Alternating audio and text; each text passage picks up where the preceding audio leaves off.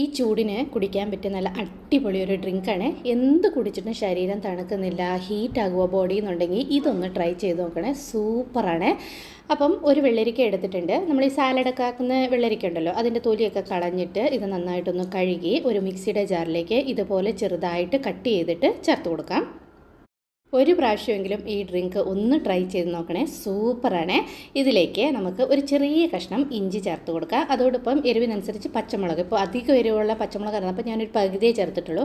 ഒരു ഇച്ചിരി മല്ലിയില, ഒരു ഇച്ചിരി പുതിനയുടെ ഇല, പിന്നെ ഇതിലേക്ക് ഒരു 2-3 കുരുമുളക് കൂടെ ചേർത്ത് കൊടുക്കാം. പിന്നെ ഒരു ഇച്ചിരി ജീരകം.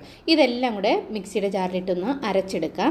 നമ്മൾ വെള്ളമൊന്നും ഒഴിക്കേണ്ട, ആ കുക്കുംബർ ഉണ്ടല്ലോ ഇതുപോലെ ഒന്ന് അരഞ്ഞ് കിട്ടും. അരഞ്ഞെടുത്ത് ഇത് നമുക്ക് വേറൊരു പാത്രത്തിലേക്ക് മാറ്റി കൊടുക്കാം. ഒരു മണ്ണിൻ്റെ പാത്രം ഉണ്ടെങ്കിൽ അതിലായിരിക്കും കേട്ടോ നല്ലത്. അപ്പോൾ ഇതെല്ലാം ഞാൻ പാത്രത്തിലേക്ക് മാറ്റി കൊടുത്തു. പിന്നെ ഒന്ന് മിക്സിയുടെ ജാറ് കഴുകി നല്ല വെള്ളം എന്ന് പറഞ്ഞാൽ നമ്മൾ കുടിക്കുന്ന വെള്ളം ഒരു 2 ഗ്ലാസ് ചേർത്ത് കൊടുത്തു. അതോടൊപ്പം തന്നെ ആവശ്യത്തിനുള്ള ഉപ്പ് കൂടെ നമുക്ക് ചേർത്ത് കൊടുക്കാം.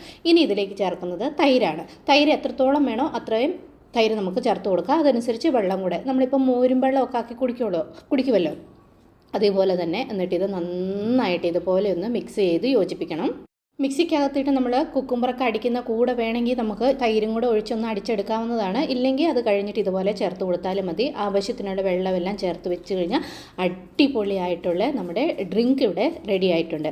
ശരീരം നന്നായിട്ട് തണുക്കും, അതുപോലെ നല്ല ഡൈജഷനും. ഇപ്പോൾ ഈ ചൂടത്ത് ഈ വയറ്റിൽ നിന്നൊക്കെ പോകാത്തവർക്ക് ഇതൊരു ഗ്ലാസ് ഡെയിലി കുടിച്ചാൽ മതി കേട്ടോ. വയറൊക്കെ നന്നായിട്ട് ക്ലീനാകും.